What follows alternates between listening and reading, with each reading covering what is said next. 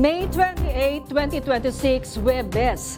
Ilang araw na lang Hunyo na at balik eskwela na naman ang ating mga estudyante at guro. Nakabili na ba kayo ng school supplies? Ay mamaya alamin natin kung tumaas na ba ang presyo ng mga ito. Kasama niyo pa rin kami sa mga kwento ng bayan at lakas ng masa. Sa ngalan ni Nina Corpus, ako po si Maan Macapagal. Bawat komento o pulso ng bayan, importante yan sa amin. Bawat issue, dadaanan natin yan. Kagapay nyo kami sa mausaping hindi dapat palampasin. Live tayo sa DZMM Radyo Patrol sa 630 at lahat ng FMR station sa buong Pilipinas. Gayon din sa Signal TV, Channel 31. Ako, si Jack Batallones. Ito ang Arangkada Balita. Ombudsman formal nang nagsampa ng kasong plunder at graft laban kay Senador Jinggoy Estrada kaugnay ng maanumalyang flood control projects. Senator Risa Ontiveros binweltahan ng force majeure statement ni Senator Robin Padilla sa itinutulak na Senate online voting. Bilang ng mga namatay sa gumuhong siyam na palapag na gusali sa Pampanga, umakyat na sa 5. DNR, naghahanda ng alternatibong pagkukunan ng tubig sa gitna ng banta ng Super El Nino. At Pinoy tennis ace Alex Ayala, pasok na sa Forbes 30 Under 30 Asia list ngayong 2026. Formal nang sinampahan ng plunder at iba pang kaugnay na kaso ng Office of the Ombudsman si Senator Jinggoy Estrada. Ito ay matapos ang rekomendasyon ng Department of Justice kaugnay sa issue ng maanumalyang flood control project sa bansa. Yan ang umarangkadang balita ni Mari Ocampo. Well, siguro kinuha lang niya yung kahapon yung pagbiro ni siya. Nahaharap muli sa kasong plunder at graft si Senador Jinggoy Estrada. Ito ay matapos tumugon ng Office of the Ombudsman sa rekomendasyong kasuhan ng senador dahil sa pagtanggap umano niya ng kickback mula sa flood control project. Kanina, formal nang sinampahan ng Ombudsman sa Sandigan Bayan si Estrada. Kasama rin sa kinasuhan ang ilang DPWH officials, kabilang si dating Secretary Manuel Bonoan. Nag-ugat ang kaso mula sa rekomendasyon ng NBI, DOJ at Public Works and Bid Rigging Task Force. The cases stem from an intricate mechanism involving illegal budgetary insertions and project allocations within the DPWH infrastructure portfolio for fiscal year 2025. Case records point to an accumulated sum of illicit payouts amounting to an aggregate sum of over 573 million pesos, which were systematically delivered to the principal respondent, Senator Jinggoy Estrada. Ayon sa Ombudsman, naglabas ang Legislative Budget Research and Monitoring Office ng certificate na walang documented initiation ng budget insertions mula kay Estrada. Gayunpaman, hindi nila ito saklaw ang lahat ng yugto ng budget process kung saan maaaring maganap ang layered insertions. Samantala, ibinasura na ng Ombudsman ang kaso laban sa Yumao at dating DPWH Undersecretary Catalina Cabral, habang inalis naman bilang respondents ang mga DPWH officials na ngayon ay nasa ilalim na ng Witness Protection Program. Our case is built on solid, immovable evidence. These state witnesses have provided comprehensive, cross-corroborated sworn statements that map out the execution of this scheme from its inception down to the logistics of the illicit payouts. Ito na ang ikatlong plunder case na haharapin ni Estrada. 2001 nang unang makasuhan sa Sandigan Bayan ng Senador kasama ang kanyang ama na si dating Pangulong Joseph Estrada, kaugnayan sa wetting payoffs, tobacco excise taxes at ill-gotten wealth. Ngunit naakwit ang senador noong 2007. Ayon sa Ombudsman, inirekomenda nila na no bail ang kaso laban sa mga akusado at inilalakad na rin ang paglabas ng whole departure order sa mga individual. Ito na ang ikaapat na kasong naisampa ng Ombudsman pagdating sa issue ng maanumalyang flood control project sa bansa. Ako, si Mari Ocampo ng PRTV News, nagsaserbisyo para sa Pilipino. Nairaffle na ng Sandigan Bayan ngayong hapon ang mga kaso laban kay Estrada at iba pang kapwa akusado. Tutugunan ng Sandigan Bayan 2nd Division ang unang count ng graft na kinakaharap ni Estrada at dating Secretary Bonoan, habang ang 5th Division ang tatalakay sa kasong plunder at ikalawang count ng graft para sa ibang respondents. Inirekomenda na ng Field Investigation Office ng Office of the Ombudsman na kasuhan ng plunder, graft at indirect bribery si Senador Francis Escudero. Batay sa investigasyon, iniugnay si Escudero sa umunay pagtanggap ng daan-daang milyong pisong kickback mula sa flood control projects sa iba't ibang bahagi ng bansa. Nakabatay ang mga aligasyon sa testimonya ni dating DPWH Undersecretary Roberto Bernardo na nagsabing may ginamit na tagapamagitan sa mga transaksyon.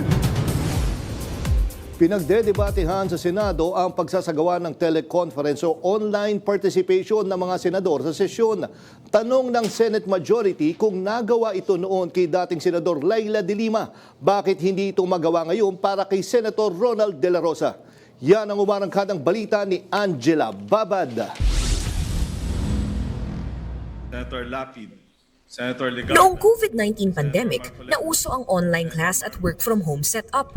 At tulad ng marami, ipinatupad rin ang remote participation o video conferencing sa Senado.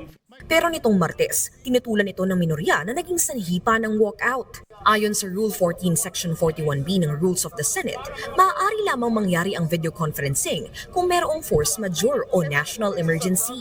Ibig sabihin, dapat may pangyayari na pumipigil sa pisikal na pagtitipon ng mga senador, gaya ng pandemya. Sabi ni Senator Robin Padilla, force majeure na kung tawagin ang gulo sa Middle East at China-Taiwan, pati ang El Nino. Pero ayon kay Senate Minority Members Senator Risa Ontiveros at Senator Panfilo Lacson, hindi ito halimbawa ng force majeure gaya ng pandemic. Iniuugnay din ng minorya ang nasabing pag-aamyenda ng Rules of the Senate para sa ngayon itinuturing na pugante na si Senator Ronald De La Rosa. Bukod sa pandemya, hiniling rin noong 2017 ang teleconferencing para sa nakakulong na dating Senator Laila de Lima para ipagpatuloy ang kanyang legislative duties. Pero di tulad ni Bato, sa isang Senate Resolution No. 505, iginiit ng oposisyon noon na hindi flight risk si de Lima dahil sa kusa nitong pagsuko sa mga otoridad. Bagay na binanggit rin ni Senator Risa Ontiveros. At all times, kailangan may mutual respect para sa legal authority. Si dating Senator, ngayon Rep. Laila de Lima, meron siya nito noon. May respeto siya sa legal authority kasi humarap siya sa authority noon.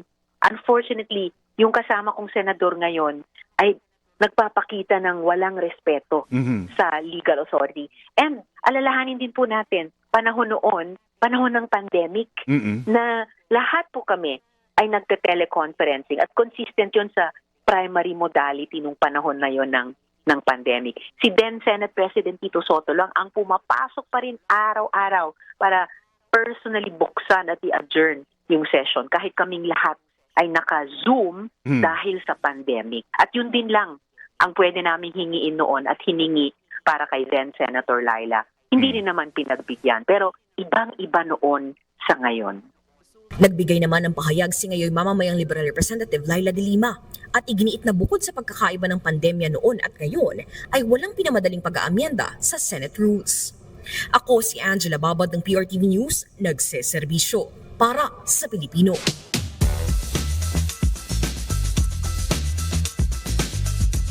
Kaugnay nga ng balitang yan, kasama natin ngayong hapon dito sa PRTV Prime Media Studio si Senador Erwin Tulfo, isa sa mga miyembro ng Senate Minority.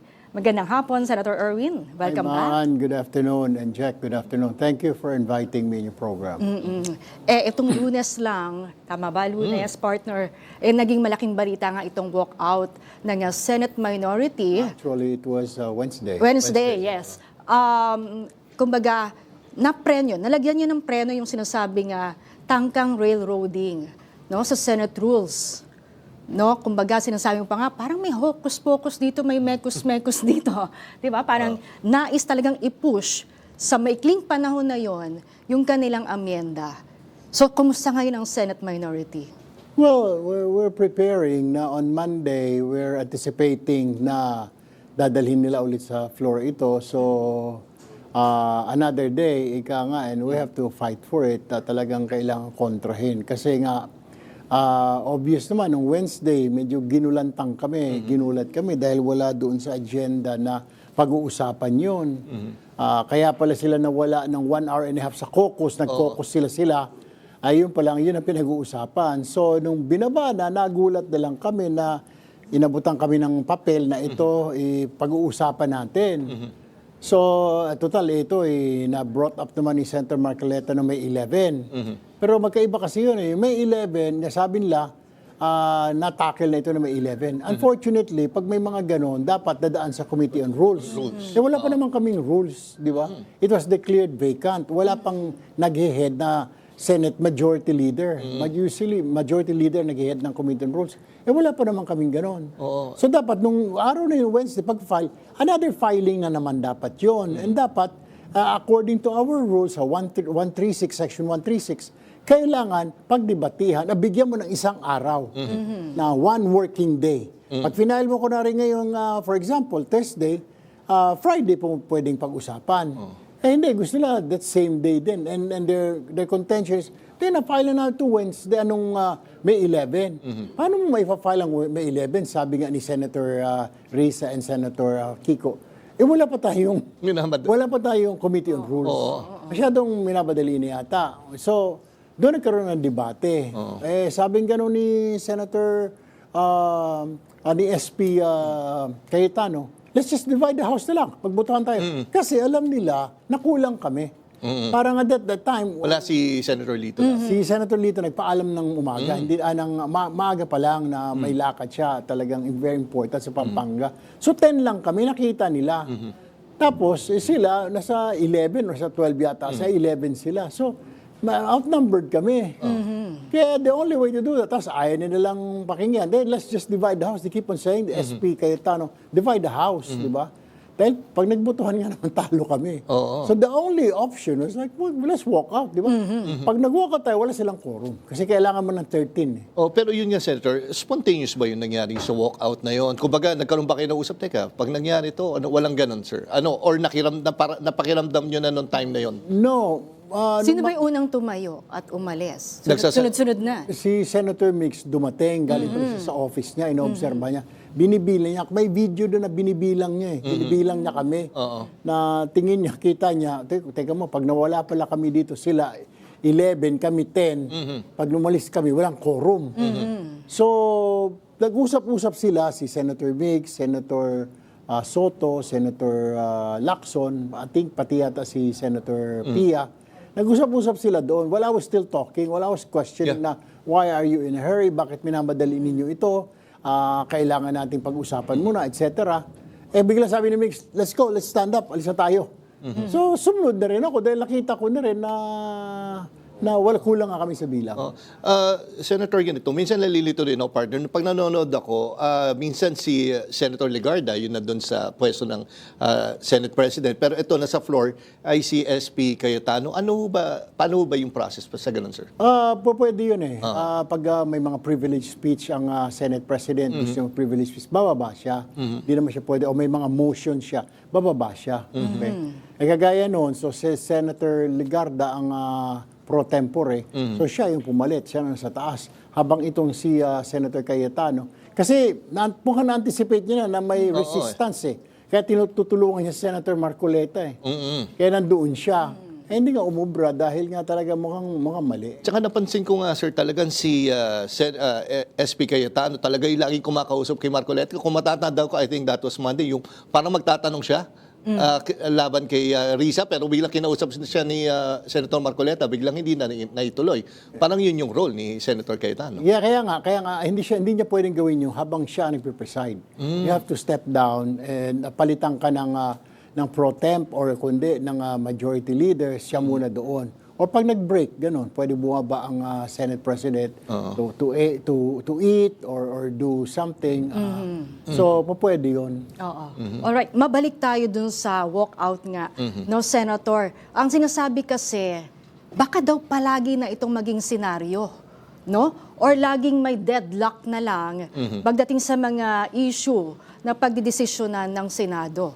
Kasi, kumbaga, kitang-kita ng publiko yung lumalalim na tensyon. I hope not. I hope dapat sana nakita nila yung reaction ng tao. Di ba? Huwag nilang titignan yung mga supporter lang nila. Obvious naman Tingnan nila, ang dami na nagsalita. The church, isa. Different schools were saying they were talking, they don't like it. Civil society. Everybody was talking against it, di ba? And they were saying like tama yung walkout. Sana doon pa lang they should have gotten the cue already. Dapat so sa Monday dapat alam na nila teka ayaw ng tao. Dapat siguro wag na nilang pilitin, di ba? Kasi yung mga tao mismo nakita mo naman eh. Well, yung supporters nila, alam mo naman kung sino. May lalo yung mga troll. Yung troll hindi naman counted yun. Kaya nga wag na nila siguro pilitin. And then we have to move on. Kasi itong issue na ito, Maan and Jack, hindi naman magbe-benefit ang tao rito eh. Hindi kayo magbe-benefit, hindi sila magbe-benefit eh. Ang magbe-benefit lang dito mga senador. Senador na ma-absent. Senador na na-anticipate na talagang nga, hindi sa because malayo sila kundi maaaring nagtatago, maaaring nga naghihimas ng bakal na rehas, things like that, para makaboto pa rin. Pero unfair yun eh. Para yung ibang, okay, sabihin na natin, yung mga huhulihin, etc., makukulong.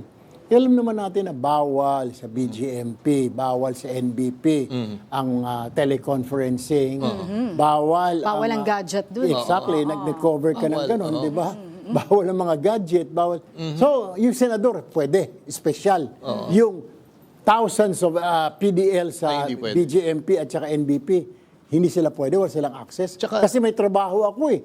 So, babaguhin namin na yung rules for that person. Tsaka linawin lang natin nga yung narrative ng kabilang kampo na si dating Senador Leila de Lima daw ay pinayagan. Hindi totoo, di ba? Ang Muntinlupa Court mismo ang hindi pumayag. Tama po ba? Nag-cover ka noon eh. Pero ako hindi na ako nakapag-cover. Pero as far as I know, I was looking at it and then basing sa statements nga ng mga kasamahan ko, hindi lumusot yun. Nag-file sila. Pero they did not tinker the rules. Wala silang kagaya nito na pinasok nila yung rule na ito. Walang ganun. So bago ito eh. Sila para pinakausap lang sa floor, tapos dininay.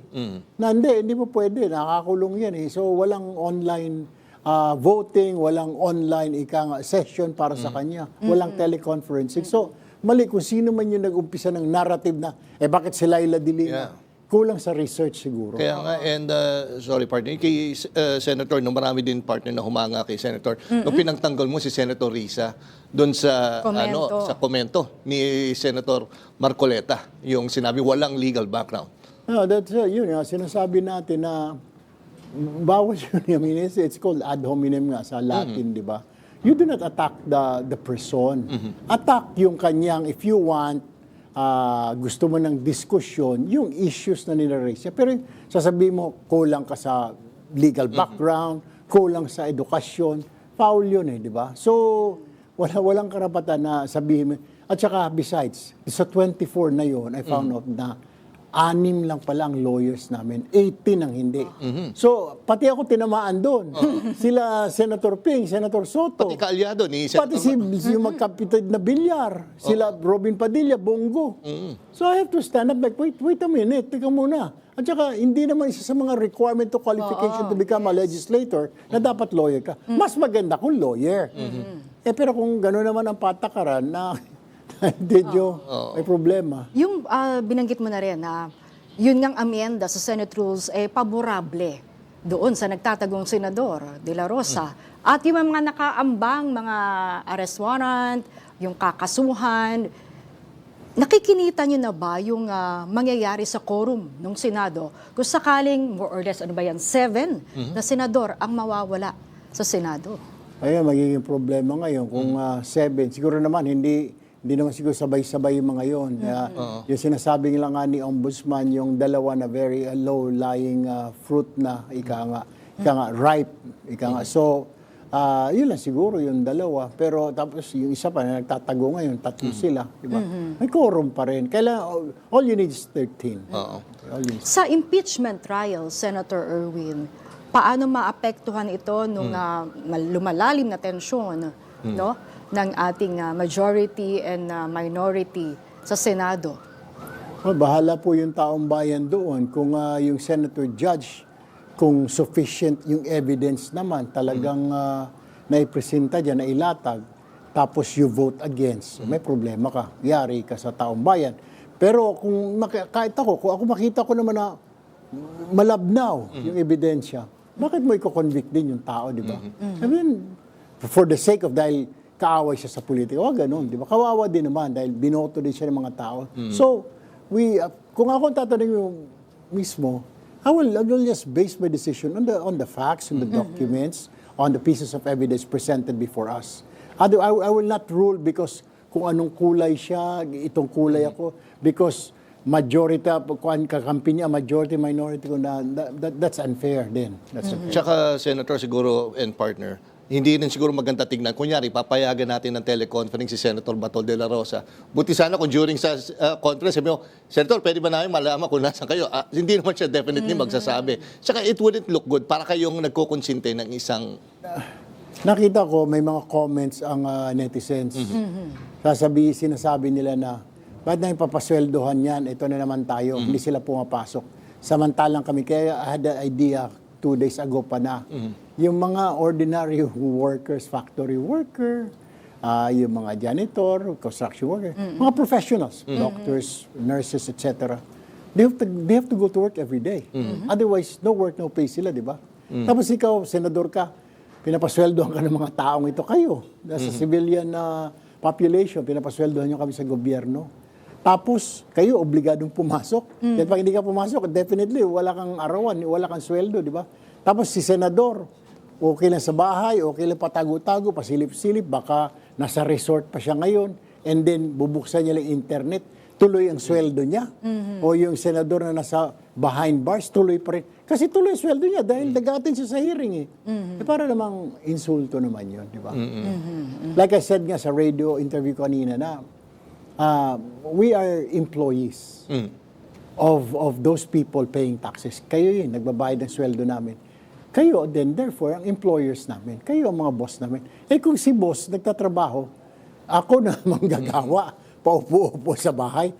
Kung ako yung batukan ko eh. So, tumayo ka dyan, magtrabaho ka. Kaya nga po. Okay, Senator, magti-teaser, commercial lang tayo saglit. Babalik po tayo kay Senator Erwin Tulfo na habang nandito sa studio ng PRTV Prime Media Studios. Again, may-ari at kontraktor ng gumuhong itinatayong gusali sa Angeles, Pampanga, no-show pa rin. Marami pang may init na balita sa pagbabalik ng Arangkada Balita.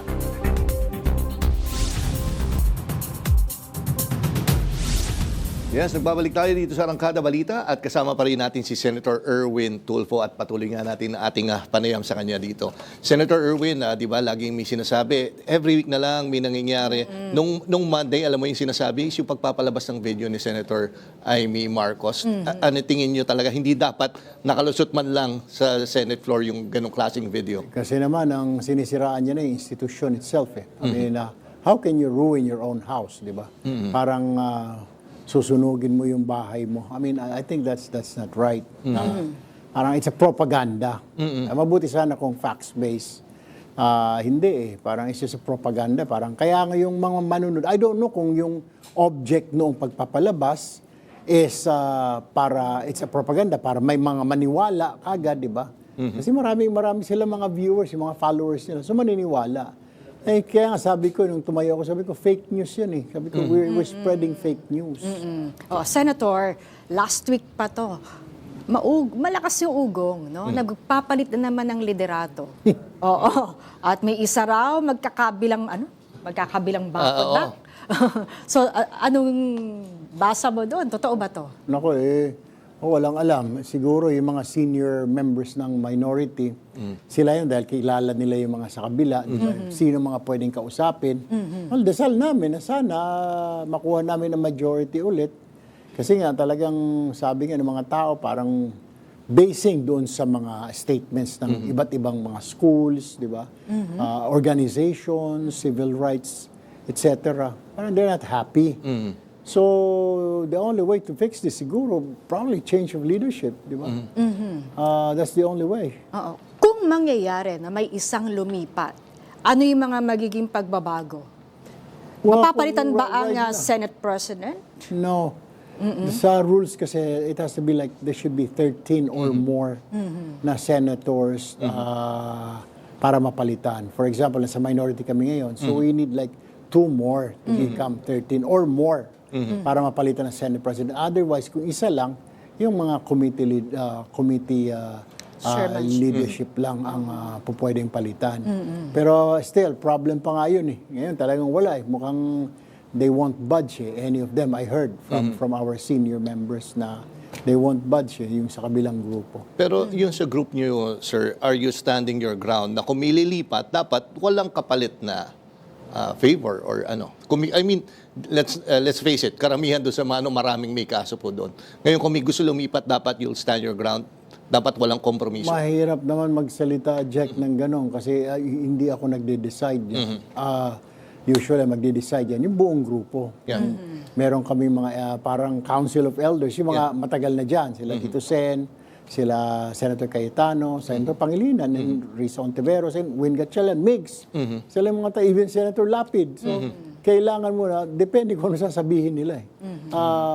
Ako, I cannot speak for ika nga na, hindi, ayaw ko yan, o gusto ko yan. Depende. So, pero we've seen sa history ng Senate, talagang normal yun. Lumilipat, di ba? Naglilipat na suddenly.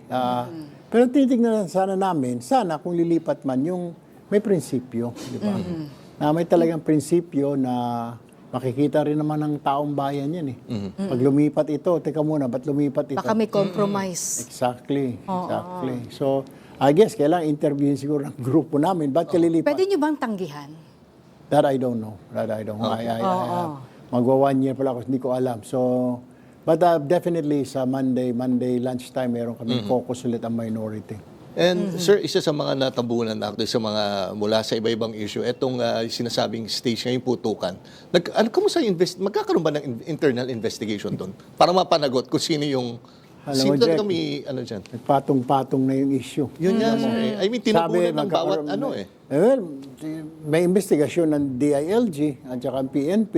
Ay kami sa Senate, sabi, magkakaroon tayo ng investigasyon. Okay. Gusto, Committee of the Whole, lahat kami. Okay. Pero natabunan na tuloy. Natabunan itong Section 41C na pwedeng teleconferencing, video conferencing. Natabunan nung issue ni Senator Amy na yung video na pinalabas na may no elections. So nagpatong-patong. Ang bantay natin, ano na naman kayong issue next week?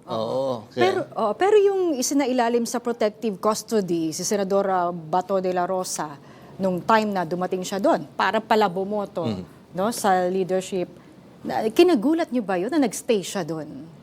Kasi, or pinag-usapan din yun na doon siya muna? Kasi kung titignan mo, sinasabi nila na, teka, saan ba galing yung warrant na yan? ICC yan eh, International Court.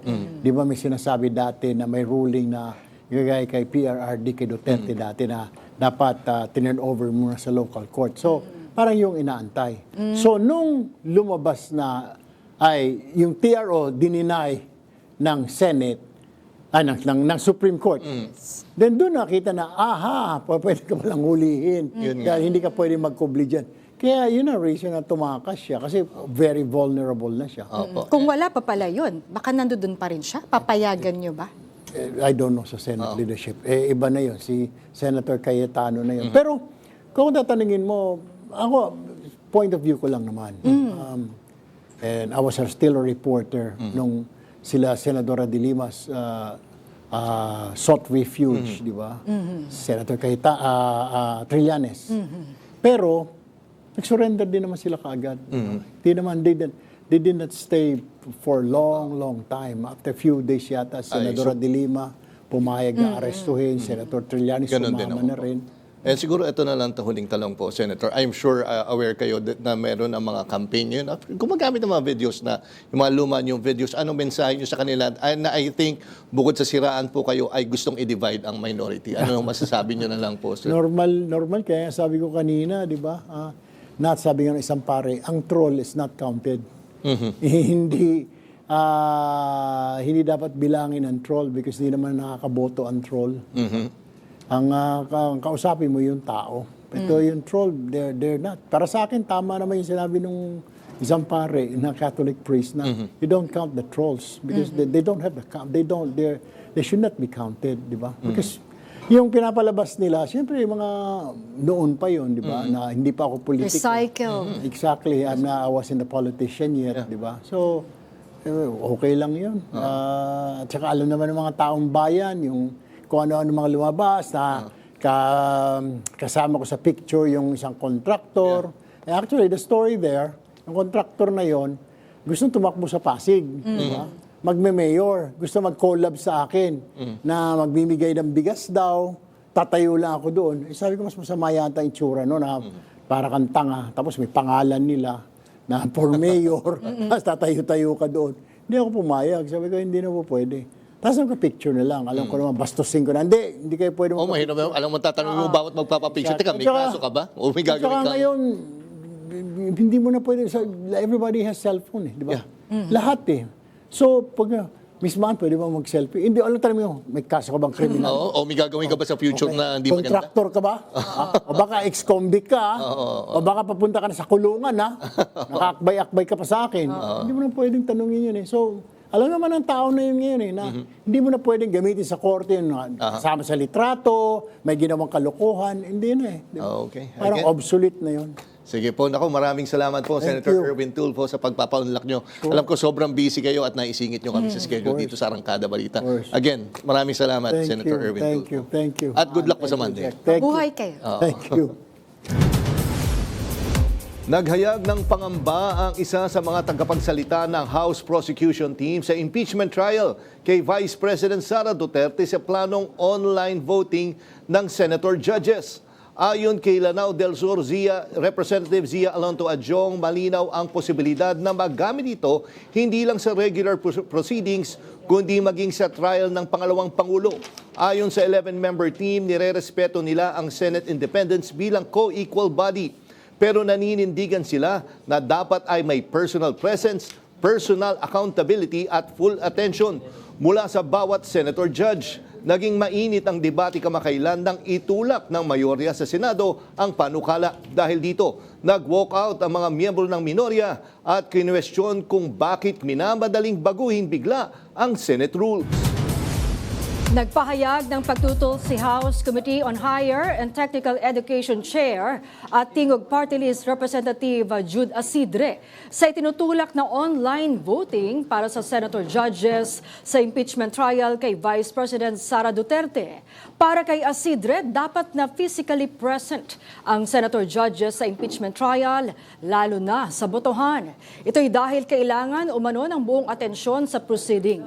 Kailangan din ng direct observation sa mga witnesses. Naunang sinabi ni Palace Press Officer Undersecretary Claire Castro na kaya ito itinutulak ng mayorya sa Senado ay para sa pugante at nagtatagong Senador Ronald De La Rosa. Naharap si De La Rosa sa arrest warrant mula sa International Criminal Court dahil sa pagiging co-conspirator ni dating Pangulong Rodrigo Duterte sa kasong Crimes Against Humanity.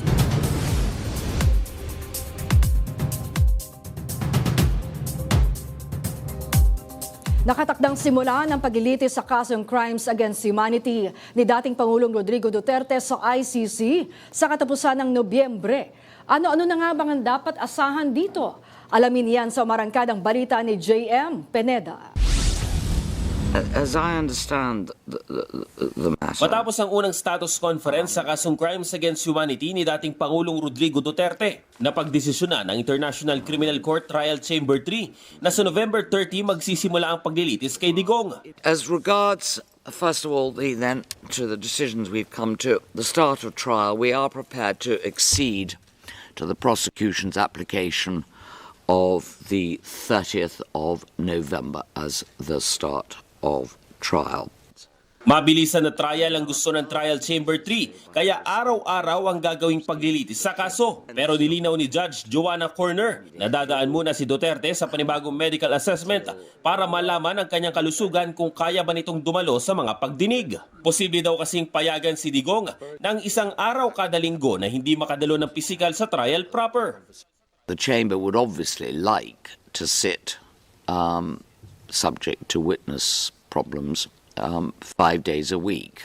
But we note the recommendations that were made for the confirmation hearing. And so it may well be that we'll have to adjust it if we have to have a day for the accused not to be in court each week. Hanggang June 29 ang ibinigay ng mga hukom sa prosecution panel para sa listahan ng mga ipupukol nilang ebidensya at witnesses sa proper trial. Habang August 31 naman sa defense team. Ikinalugod naman ng Common Legal Counsel ng mga biktima na si Attorney Gilbert Andres ang naging desisyon ng Trial Chamber 3. It's not far from what we also proposed for the victims, which is first week of September. So I think this is a good sign. This is a good message to say that there's a specific trial date and it's within this year, 2026. Paniwala pa ni Attorney Andres, dapat lang na ilabas lahat ng prosecution panel ang nasa higit 60 mga witnesses para madiin at maipakita na may malawakang patayan noong gera kontra droga ni Digong. Mahalagang bala rin daw ang mga insider witnesses o yung mga nakakaalam ng sistema ng war on drugs. They know the modus operandi, and modus operandi will actually be relevant to the systematicity, that it was a systematic attack. Umaasa rin ang mga biktima na mapabilis ang pagkuha ng hustisya para sa kanilang mga mahal sa buhay na inagawa ng karapatan na magpaliwanag. Ako si JM Pineda ng PRTV News, nagseserbisyo para sa Pilipino.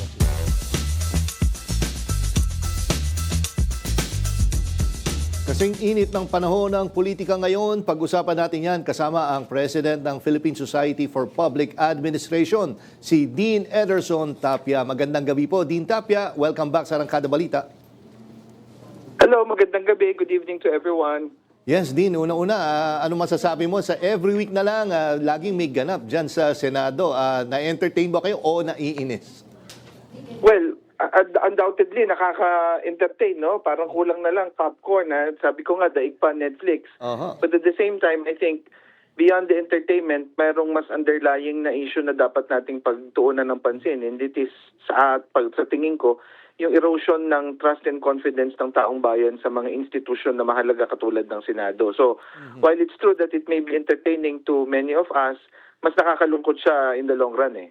Oo, kasi ang nagsasuffer ay tayong mga, kumbaga, taxpayers, di ba? Imbis na pagsisilbihan tayo, ang daming distractions na nangyayari. Tama po ba? That is absolutely correct. In fact, dahil sa kaguluhan na to, maraming mga naantalang mga panukalang batas na hindi na pag-uusapan sa Senado. And there are a lot of problems that are still awaiting resolution on the part of the Legislative Assembly. Mga questions related to inflation, related to the economy, at mga iba pang mga mas makahalagang issue na dapat sana pinagtutuunan na ng pansin ng mga senador. And Dean, sa tingin mo, kasi kung mapapanood mo yung video nung walkout, ay nagsasalita noon ay si Senate President Alan Peter Cayetano at bigla nag-alisan yung minority. What does that say pagdating sa leadership ni Senator Cayetano? Kumbaga, kayo ba niya? Yung respeto, wala doon sa kanya. Quite obvious, no? Si Senator Alan Peter Cayetano, I'm sorry to say this, does not command the same level of respect as previous Senate presidents. Kasi for the minority to have to resort to walking out of that chamber, medyo talagang naipapakita doon yung kawalan ng kumpiyansa doon sa leadership niya. Hindi naman ito yung unang pagkakataon na merong mainit na sabihin na nating siguro issue between the majority and the minority.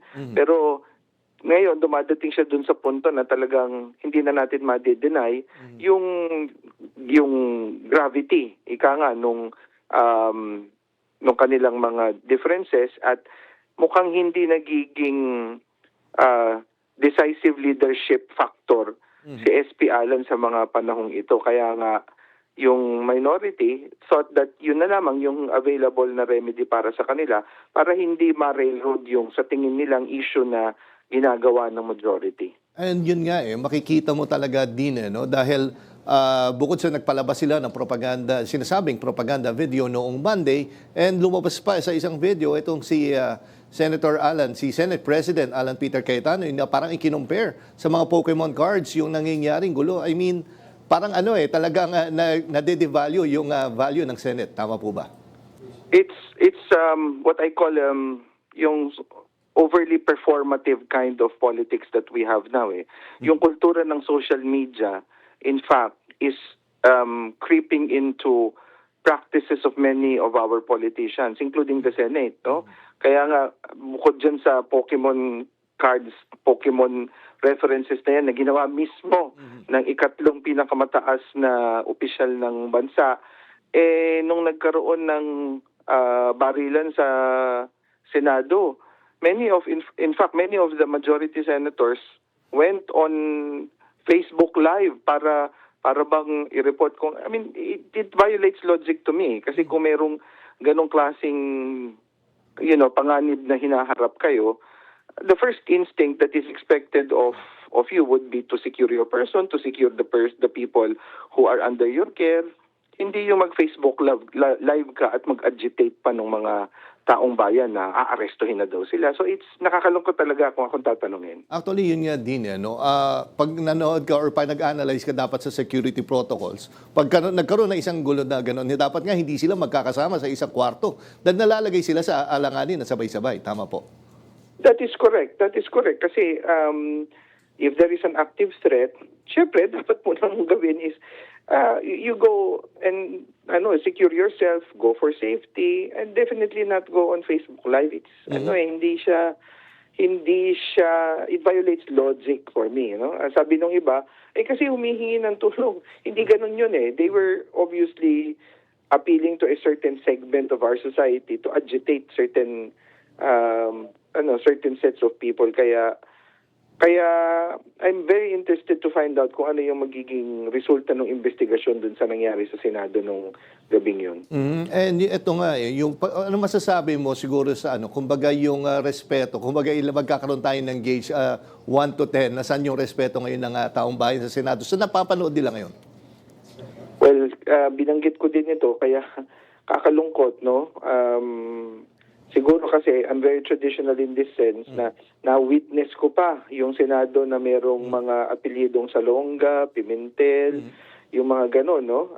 Very respected individuals at wala na tayong nakikitang ganyan eh. Doon sa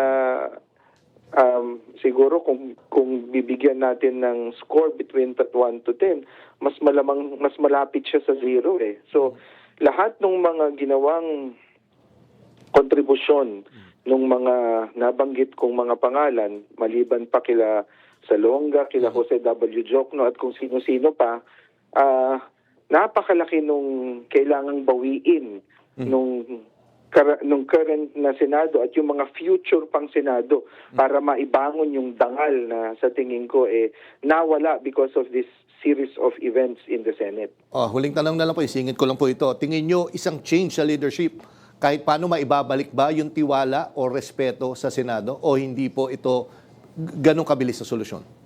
Well, I think that's a good start. Hindi yan automatic pero it is a good start for the Senate to restoring the dignity that they obviously lost. Kasi, if you look at the majority right now, titignan mo yan, napakanipis ng majority. Anytime, as we speak, baka mayroong mga negosasyon na nangyayari, especially with certain developments now, no? Na-filean ng kaso yung isang senador, and I wouldn't be surprised if in the next few days may mga ma-filean pa ng mga kaso susunod. So, inipis yung bench, ika nga, nung majority, kaya hindi ako magugulat kung magkakaroon ulit ng bagong liderato sa Senado. At sa tingin ko, dapat piliin nila kung sino yung nararapat para magsimula silang ibangon muli yung dangal at dignidad na nawala, unfortunately, over the last few days. Okay, sige, maraming salamat po, Dean Tapia, sa oras na binigay mo dito sa Arangkada Balita. Mabuhay kayo, sir, at magandang gabi. Salamat po at magandang gabi po sa inyong lahat.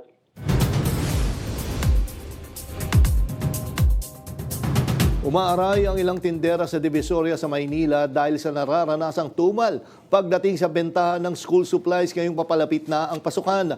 Ang ilan sa kanila napilitan ng magbaba ng presyo para lang makabenta. Yan ang umarangkadang balita ni Lestor Aler. Hindi alintana ang nararanasang init ng panahon ni Mary Lee Basas kasama ang kanyang anak sa Divisoria sa Maynila kaninang umaga. Maaga nagpunta ang mag-ina upang bumili ng school supplies na gagamitin para sa darating na pasukan. Dito po kami kasi bumili po kami ng school supply ng anak ko para po kami makaiwas siksikan. Super init kasi. Tanging mahalagang gamit pang eskwela gaya ng notebook at ballpen lang ang kanilang nabili. Kulang pa raw kasi sa budget kaya hindi muna nila kinumpleto ang pagbili. Nasa 110 hanggang 120 pesos ang presyo ng isang bundle ng notebook, 90 pesos naman ang per box ng ballpen at 8 hanggang 10 pesos naman ang kada piraso. Pumapatak sa 95 hanggang 100 pesos ang kada kahon ng lapis at 12 pesos naman per piece. Ang pad paper, nasa 120 hanggang 180 pesos ang bundle depende sa klase habang 18 to 20 pesos naman per pad. 5 piso hanggang 10 piso naman ang eraser, 4 hanggang 25 pesos naman ang pantasa at 15 hanggang 35 pesos naman ang crayons. Sa uniforms, nasa 100 hanggang 150 pesos ang blouse at polo, habang ang palda at pants naman ay 280 hanggang 300 pesos. Pumapatak sa 90 hanggang 150 pesos ang sando, samantalang naglalaro naman sa 100 hanggang 170 pesos ang t-shirt. Nasa 320 hanggang 350 pesos ang panlalaki at pambabaeng sapatos at ang mga bag naman ay nasa 300 hanggang 500 pesos. Dahil dito, umaaray ang lantindera dahil sa tumal ng benta kahit na isang linggo na lang ay pasukan na. Kwento ni Swani Blanco, kumpara noong nakaraang taon, mas kakaunti lang ang bumibili ngayon ng school supplies. Medyo matumal ngayon sa panahon ngayon dahil ang daming krisis, di ba? Ayun, medyo humina po. Gayon din sa tindera ng uniform at bag na si Sharon Baluyo na alas 10 pa lang ng umaga ay wala pa siyang nabebenta. Katulad ng last year, mabili. Ngayon matumal. Kalagitnaan na dapat niya pukpukan ng buyer, ngayon wala pa eh. Dahil dito, ilan sa kanila ay napipilitan ng magbaba ng presyo makabenta lang. Baba lang presyo, hindi namin pinapatasan para makabenta lang kit. Kahit ilang piraso lang. Makabawi-bawi lang sa puhunan. Sa kabila nito, inaasahan naman ng ilang mga tindera na daragsa ang mga mamimili sa mga susunod na araw, lalo na bago ang pasukan at umaasang muling babalik ang sigla ng kanilang kita. Ako si Lester Aler ng PRTV News, nagseserbisyo para sa Pilipino. Inilunsad ng Transportation Department ang Philippine Road Safety Summit para pag-usapan ng mga gagawing hakbang para sa mas ligtas na kalsada. Alinsunod ito sa kautusan ni Pangulong Ferdinand R. Marcos Jr. Yan ang marangkadang balita ni Justine Ignacio. Paiigtingin pa ng Department of Transportation ang kanilang mga hakbang upang matiyak ang kaligtasan sa kalsada. Sa katatapos lang na Philippine Road Safety Summit, sinabi ni Transportation Senior Undersecretary Mark Steven Pastor na isa ito sa malaking hamon nila. Kaya ang hamon po sa atin, sa gobyerno na nasa poder po, nasa posisyon po tayo ngayon. Gayon din po sa mga kasamahan natin sa industriya, sa mga advocates po natin. One life lost is too much. We need to stop it. Partikular na ang para sa mga naglalakad at nagbibisikleta. Layo nilang matugunan ang lumalalang bilang ng mga aksidente alinsunod sa kautusan ni Pangulong Ferdinand R. Marcos Jr. na maitanim ang disiplina sa lahat ng mga gumagamit ng kalsada sa bansa. Para maisakatuparan ito, kasalukuyang ipinatutupad ng DOTR, Land Transportation Office at Land Transportation Franchising and Regulatory Board ang mga mekanismo sa ilalim ng Philippine Road Safety Action Plan 2023 to 2028. Kabilang sa mga pangunahing hakbang ang masusing pagsusuri sa pagbibigay ng lisensya sa mga driver at ang mahigpit na inspeksyon sa kaligtasan ng mga pampublikong sasakyan o PUVs. Samantala, nagpatupad na rin ang Land Transportation Office ng digitalization sa kanilang mga sistema upang mas mapabilis ang pagsubaybay at pagpapanagot sa mga lumalabag sa batas trapiko. We continue to strengthen our road safety initiative through sustained enforcement operation, intensified anti-colorum, anti-road rage effort, and stronger action against reckless and dangerous driving. Nagpahayag din ng buong suporta ang World Health Organization sa Pilipinas para sa isang mas ligtas at mas inklusibong sistema ng transportasyon sa bansa. Ako si Justin Ignacio ng PRTV News, nagseserbisyo para sa Pilipino. Umakyat na sa 5 ang kumpirmadong nasawi sa gumuhong gusali sa Angeles City. Nanawagan naman ang LGU sa may-ari at kontraktor ng gusali na humarap at makipag-ugnayan sa otoridad. Yan ang umarangkadang balita ni Gracie Rutao. Isang bangkay ng lalaki ang natagpuan ng mga rescuers pasado alas 6:18 kagabi sa tulong ng K9 dogs ng rescue unit sa site ng gumuhong ginagawang 9-story building sa Barangay Balibago, Angeles City. Agad naman nagsagawa ng extrication operation ang retrieval team sa Sector 1 upang maiahon ang katawan ng lalaki na kinokonsiderang ikalimang casualty ng insidente. Bandang alas 7:57 kaninang umaga nang matagumpay na ma-extricate mula sa mga guho ang katawan ng biktima bago ito dinala sa City Health Office para sa Disaster Victim Identification o DVI procedures. Na-recover din umano sa parehong lugar ang isang cellphone na pinaniniwala ang pagmamay-ari ng biktima. Itinurn over na ito sa SOCO para sa kaukulang investigasyon at dokumentasyon. As nasa ika-4 na araw po tayo, still it's a search and rescue and retrieval and also management of the missing and the dead. Nasa 5 po ang ating kumpirmadong bilang ng mga fatalities. No? Kanina po umaga nakuha yung 5th fatality at ngayon po ay positibo nang na-identify yung 5th fatality.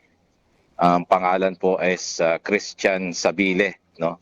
Na isa raw na construction worker din dito sa site na kinumpirma ng isang kaanak na nandito. Nanawagan naman ng LGU ng Angeles City sa contractor at may-ari ng gusali na humarap at makipagtulungan sa mga otoridad.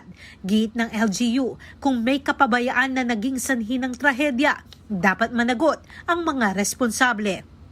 Sana makakita pa tayo ng life, no, ng buhay, ng may maisalba pa tayo or may makita pa tayong survivor dito sa gumuhong gusali o ginagawang gusali dito sa Balibago, Angeles City. Samantala, patuloy pa rin ang search and rescue, retrieval at clearing operations sa lugar. Gayon din ang management of the dead and missing para sa mga natitirang biktima ng insidente. Mula Pampanga, ako si Gracie Rutao ng PRTV News. Nagseserbisyo para sa Pilipino.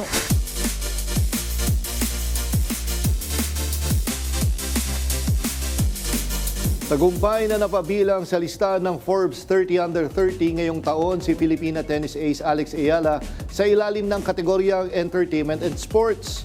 Layo nitong parangalan ng mga susunod na henerasyon ng talento sa courtman o sa screen. Bukod kay Ayala, nakasama rin sa listahan ng OPM singer-songwriter na si Zach Tabudlo. Nakasentro ang parangal sa mga batang trailblazers, entrepreneurs at atleta na humuhubog sa kinabukasan ng Asian pop culture at athletics. Yan ang mga marangkadang balita ngayong araw. Sa ngalan ni Nina Corpus, ako po si Maan Makapagal. At ako naman si Jack Batallones para hindi mauli sa usapan, kapit lang hanggang sa susunod na Arangkada Balita.